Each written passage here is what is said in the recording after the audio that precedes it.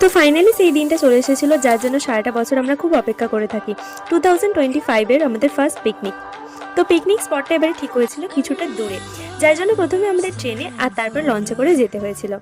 তো লঞ্চ আসতে কিছুটা দেরি হওয়ায় আমরা এখানে সবাই মিলে একসঙ্গে জড়ো হই আর খুব মজা করি। তো ফাইনালি আমরা পিকনিক স্পটে পৌঁছে প্রথমেই সারি সকালের ব্রেকফাস্ট, যেখানে ছিল লুচি, আলুদম আর মিষ্টি, আর সাথে ছিল কফি। তো তারপরে শুরু হয় নাচ গান।